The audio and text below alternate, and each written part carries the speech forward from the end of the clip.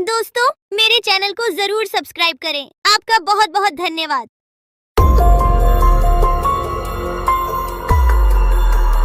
बहुत साल पहले की बात है। लक्ष्मीपुर के जंगल में एक पुरानी झील थी। वहां दिन में तो कोई घटना नहीं होती, पर थोड़ा सा भी अंधेरा छाते ही वह झील एक खूनी झील बन जाती।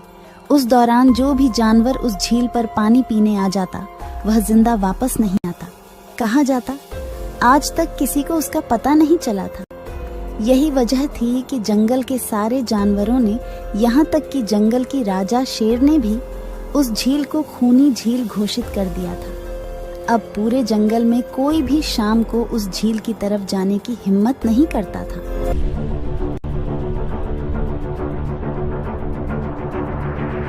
एक दिन उस जंगल में एक बंदर आ जाता है। उसकी और खरगोश की मुलाकात होती है।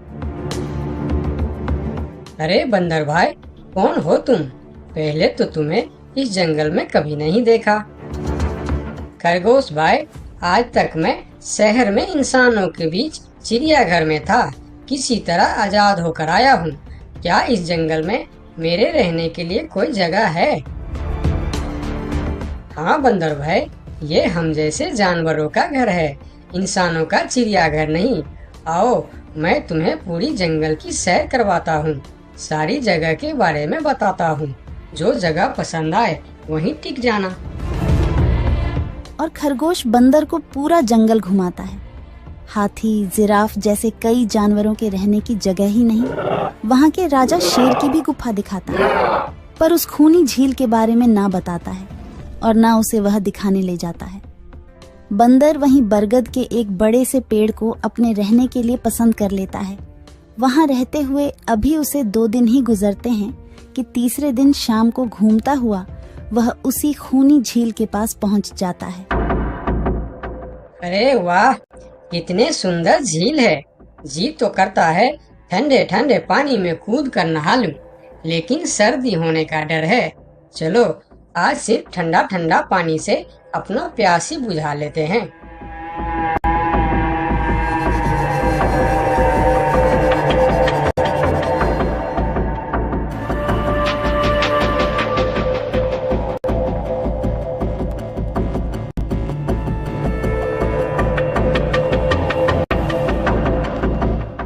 अरे बंदर भाई, तुम इतने डरे हुए क्यों हो? कहाँ से आ रहे हो? झील में पानी पीने गया था और जिंदा वापस आ गए। क्या मतलब? तुम्हें पता नहीं? वह इस जंगल की खूनी झील है। शाम होने पर कोई भी वहां जाता है तो जिंदा वापस नहीं आता। उसकी लाश का भी पता नहीं चलता कि वह कहाँ गायब हो जाती है। इसीलिए शाम होते ही कोई भी उस खूनी झील की तरफ नहीं जाता। ये हमारे राजा का आदेश भी है। कमाल है, मुझे तो पता ही नहीं। कैसे पता नहीं? तुम्हें वह खरगोश भाई ने बताया नहीं? लो, खरगोश भाई भी आ गया। अरे खरगोश भाई, आपकी वजह से आज बंदर भाई की जान जाते जाते बची। मेरी वजह से? हाँ, तुमने बंदर भाई को पूरा जंगल घुमाया, हर जगह के बारे में बताया। इस खूनी झील के बारे में क्यों नहीं बताया? भूल गया भाई, मैंने तो सोचा ये तो पेड़ पर रहते हैं, इन्हें झील से क्या काम। अभी अभी इन्हें खूनी झील की खूनी ने पकड़ने की कोशिश की, ये तो बाल बाल बच गए, वरना खूनी झील की खूनी, क्या तुमने उसे देखा? क्यों, क्या तुम लोगों ने आज तक नहीं देखा? नहीं, हम में से कोई कभी भी शाम को उस तरफ जाते ही नहीं और दिन में कोई घटना नहीं होती। और यह बात वह जाकर शेर के दरबार में सभी को बताता है। उसकी बात सुनकर किसी को भी यकीन नहीं आता है। क्या बात कर रहे हो बंदर? मैं सच कह रहा हूँ महाराज, लेकिन हम लोगों तो कभी आज तक देखा ही नहीं, क्योंकि आप लोग उसे खूनी झील समझकर दिन में ही वहाँ जाते हो और शाम होते ही आप लोग डर के मारे वहाँ जाना बंद कर देते हो। पूरे दिन वह मगरमच्छ झील में छुपा रहता है, शाम होते ही चुपचाप निकलता है और झील के पास पानी पीने आए जानवरों को खा जाता है। और आप लोग समझते हैं कि यह झील ही खूनी है, जबकि खूनी यह झील नहीं, इसमें छिपा हुआ मगरमच्छ है। हमें तो यकीन नहीं हो रहा है। वही तो बंदर भाई, हमें अगर पहले पता होता कि आप इतने बड़े झूठे हो तो हम अपने जंगल में आपको रहने की कभी जगह नहीं देते। अरे यार, आप लोग मेरे बात पर यकीन क्यों नहीं करते? मैं आप लोगों का भलाई के लिए ही बोल रहा हूँ। अगर तुम्हारी बात सच्ची है तो क्या तुम उस मगरमच्छ को हमें दिखा सकते हो? क्यों नहीं महाराज, आज शाम होते ही आप लोग वहाँ जाकर पेड़ और पत्थरों के बीच छुप जाना। और फिर शाम को वह सभी उस खूनी झील के पास जाकर छिप जाते हैं। झील के किनारे जाकर बंदर 2-3 बड़े बड़े पत्थर उस झील के पानी में फेंकता है। पत्थर के गिरने की छपाक छपाक की आवाज सुनकर मगरमच्छ पानी के अंदर चलता हुआ शिकार करने वहां आता है। मगर वहां पेड़ के पीछे छिपे दिखाई देते हाथी को देखकर वह सावधान हो जाता है और सोचता है, अच्छा, तो यह लोग मुझे चुपकर देखने आए हैं। अब मैं क्या करूं? हाँ, ये लोग तो बेवकूफ है। इन्हें फिर से बेवकूफ बनाते हैं। मैं फिर से पत्थर बन जाता हूँ। देखा, हमने कहा था ना, झील में एक बड़ा सा पत्थर है। हाँ, देखो, यही पत्थर तो हमें हमेशा रात में दिखाई देता है। हाँ, वही तो। ये पत्थर सिर्फ रात को क्यों दिखता है, दिन में क्यों नहीं दिखता, कभी सोचा है?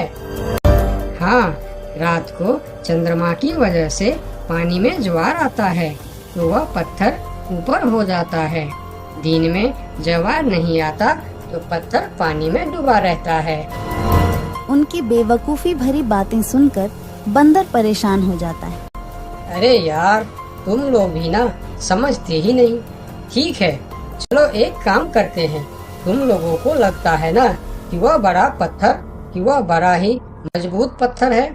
अगर यह खुद ही बता दे कि यह एक मजबूत पत्थर है तो मैं भी मान जाऊंगा और अभी गुलाटी मारते हुए झील में छलांग लगा दूंगा और तैरता हुआ इस तरफ से उस तरफ चला जाऊंगा। यह सुनकर मगरमच्छ के मुंह में पानी आ जाता है। लगता है आज बंदर का नरम नरम मांस खाने का मौका मिलेगा। वैसे भी ये सारे जानवर बेवकूफ है। आज तक मुझे पत्थर ही समझते आए हैं। मैं पत्थर हूँ, मैं मजबूत पत्थर हूँ। सुना आप लोगों ने? ये कैसे आप लोगों को बेवकूफ समझता है? अरे पत्थर भी कभी बोलते हैं क्या? अब सभी की समझ में बंदर की बात आ जाती है। रात भर सभी शेर राजा की गुफा में मीटिंग करते हैं। बंदर सही कह रहा था। यह मगरमच्छ जरूर कहीं दूसरे जगह से हमारे जंगल में आ गया है। लेकिन अब क्या करे? अगर धरती पर होता तो मैं उसे धूल चटा देता था, लेकिन पानी में हमारा शक्ति कम हो जाती है। तो क्या इससे हमें कभी छुटकारा नहीं मिलेगा महाराज? मेरे ख्याल से तो नहीं। मिलेगा महाराज।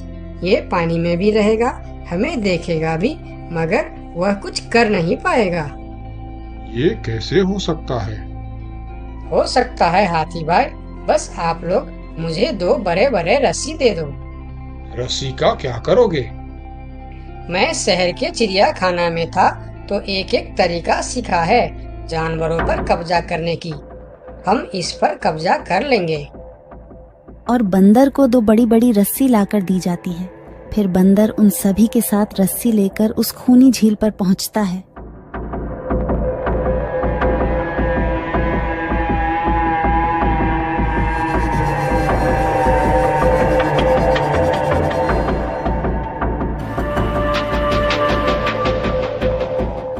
कल तक तो यह बंदर मुझे देखकर भागता था और आज पानी पीने आया है। लगता है ये भी दूसरे जानवरों की तरह मुझे पत्थर समझने लगा है। अभी इसे अपना निवाला बनाता हूँ।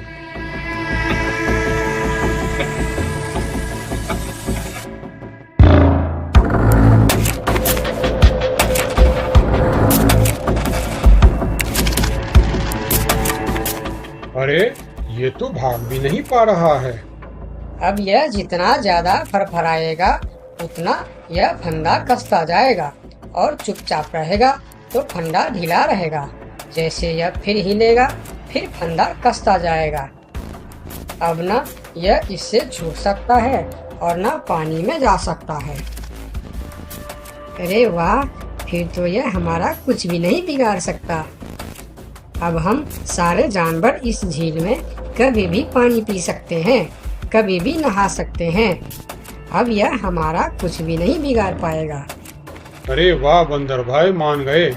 आपने तो हमारी समस्या ही खत्म कर दी, वरना रात भर हमें प्यास ही रहना पड़ता था कि हमें झील में पानी पीने गया और झील ने हमें खा लिया। तो आज हमें एक बात समझ में आई है कि किसी भी अफवाह के चक्कर में हमें अपनी जगह छोड़कर नहीं जाना चाहिए, बल्कि उस अफवाह का समाधान क्या है वह खोजना चाहिए, क्योंकि कोई भी जगह खूनी नहीं होती, उस जगह पर रहने वाला खूनी होता है।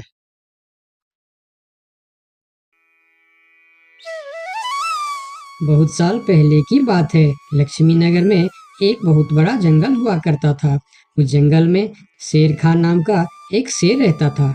वह जंगल का राजा था। उसके शासनकाल में जंगल के सभी जानवर सुखी और शांति से रहते थे। यदि जंगल में कोई भी जानवर गलत काम करता तो शेर खान उसे दंड देते थे। वह कमजोर जानवरों की रक्षा भी करते थे। एक दिन शेर खान अपने गुफा के सामने बैठे थे। तभी उसका दोस्त भालू उसके पास आया। फिर दोनों दोस्त मिलकर जंगल और जंगल के जानवरों के बारे में आलोचना करने लगे। मैं इस जंगल का सबसे शक्तिशाली जानवर हूँ। मेरे सामने जंगल का कोई भी जानवर टिक नहीं सकता। क्या कहते हो भालू भाई? ये तो तुमने बिल्कुल ठीक कहा, लेकिन हाथी के सामने तुम बिल्कुल चूहे जैसे दिखते हो। क्या ठीक कहा ना मैंने शेर खान? भालू की बात सुनकर शेर खान बहुत क्रोधित हो गए। भालू, तुम्हारी हिम्मत कैसे हुई मेरे बारे में इस तरह की बातें करने की? तुम्हें पता है तुम किसके सामने बात कर रहे हो? मैं इस जंगल का राजा हूँ। तुम मेरे दोस्त हो, इसीलिए तुम्हारे साथ मैं थोड़ा मजाक कर रहा था। तुम मेरे बात का बुरा मत मानना शेर खान। शेर खान नहीं, महाराज कहो महाराज। मैं इस जंगल का राजा हूँ, इसीलिए बाकी जानवरों की तरह तुम भी मुझे आज से महाराज कह के ही बुलाओगे। लेकिन शेर खान, हम दोनों दोस्त हैं, फिर भी तुम ऐसे क्यों बातें कर रहे हो? दोस्त है नहीं, दोस्त थे। आज से हमारी दोस्ती खत्म। आज के बाद मैं तुमसे कभी बात नहीं करूँगा। दोस्त कहकर मेरे सामने कभी मत आना। चले जाओ यहाँ से। अपने दोस्त का इस व्यवहार से भालू बहुत दुखी हुआ और वह वहाँ से चला गया। उसी जंगल में गोलू नाम का एक बंदर भी रहता था। वह दूसरों की चीज चुराकर भाग जाता था। एक दिन गोलू की चोरी करते समय शेर खान के एक सिपाही के द्वारा पकड़ा जाता है और उसे शेर खान के सामने विचार के लिए लाया जाता है। गोलू को देखकर शेर खान कहते हैं, गोलू, तुम्हारी चोरी की किस्से जंगल के दूर दूर तक मशहूर है। तुम जानवरों के घर में ही नहीं बल्कि मेरे दरबार में भी बहुत चीज चोरी की है। इसीलिए मैं तुम्हें पहाड़ से गिराकर मारने की सजा घोषित करता हूँ। आज से ठीक 2 महीना बाद तुम्हें पहाड़ से गिराकर मार दिया जाएगा। अपनी मौत की सजा सुनकर गोलू बहुत रोने लगा और बोला, महाराज, मैं अब कभी चोरी नहीं करूँगा। मुझे माफ कर दीजिए महाराज। मेरे घर में छोटे छोटे बच्चे हैं, मुझे छोड़ दीजिए महाराज। लेकिन शेर खान ने उसकी फरियाद नहीं सुना। तब एक सैनिक उसे ले जाकर जेल में बंद कर देता है। उधर गोलू का दोस्त भोलू को जब इस बात का पता चलता है तब वह गोलू से मिलने के लिए कैद खाने में पहुंच जाता है और उससे कहता है, देखा गोलू, तुम पकड़े गए ना। मैं तुम्हें कितनी बार कहा था कि चोरी करना छोड़ दो। अब क्या होगा बताओ, कैसे निकलोगे यहाँ से? ये सब छोड़ो भोलू भाई, जो होना था वो हो गया। मुझे तो बस अपने परिवार की चिंता हो रही है। काश मैं मरने से पहले उनके लिए कुछ कर पाता। मेरे छोटे छोटे बच्चे हैं, बीवी है, अब उन सब का क्या होगा? मेरे बिना वह भी जीवित नहीं रह सकते। गोलू की बातें सुनकर भोलू सोच में पड़ गया। फिर वह शेर खान के पास गया और बोला, महाराज, मैं गोलू का दोस्त भोलू हूँ। मैं आपसे कुछ कहने आया हूँ। तो तुम गोलू का दोस्त भोलू हो। ठीक है, बताओ क्या कहना चाहते हो तुम। महाराज, मैं चाहता हूँ कि आप गोलू को कुछ दिन के लिए उसके परिवार के पास जाने दें, ताकि वह मरने से पहले अपने परिवार के लिए कुछ इंतजाम कर सके। मरने वाले का आखिरी इच्छा पूरा कीजिए महाराज। आप एक बार उसके परिवार के बारे में भी सोचिए। गोलू ने जो किया उसमें उसकी परिवार की क्या गलती है? अगर आप उसे कुछ दिन के लिए अपने परिवार के पास रहने दोगे तो शायद उसका परिवार बच जाएगा। मैं इस बारे में तुम्हारी कोई मदद नहीं कर सकता। अगर अपने परिवार से मिलने के बहाने गोलू भाग गया तो मैं किसको सजा दूंगा? शेर खान की बात सुनकर भोलू थोड़ा सोच में पड़ गया। फिर बोला, तो ठीक है महाराज, आप गोलू को छोड़ दीजिए। जब तक गोलू वापस नहीं आ जाता मैं उसकी जगह कैद खाने में रहूंगा। और अगर वह कभी वापस नहीं आया तो क्या तुम उसके हिस्से की मौत की सजा भी लोगे? थोड़ा सोचकर बताओ। हाँ महाराज, मैं इसके लिए भी तैयार हूँ। भोलू की बात मानकर शेर खान ने गोलू को कैद से निकालकर भोलू को कैद खाने में डलवा दिया। तब बाहर निकलकर गोलू ने भोलू को बोला, दोस्त, तुम चिंता मत करना, मैं समय से पहले ही वापस आ जाऊंगा। ऐसा कहकर गोलू वहां से चला गया और भोलू गोलू की जगह कैद खाने में रहने लगा। इस तरह बहुत दिन बीत गया, लेकिन गोलू वापस नहीं आया। तब एक दिन शेर खान भोलू के पास आया। देखा बंदर, मैंने कहा था ना गोलू वापस नहीं आएगा। अगर कल सुबह तक गोलू वापस नहीं आया तो शर्त के अनुसार कल शाम के समय तुम्हें पहाड़ से गिरा दिया जाएगा।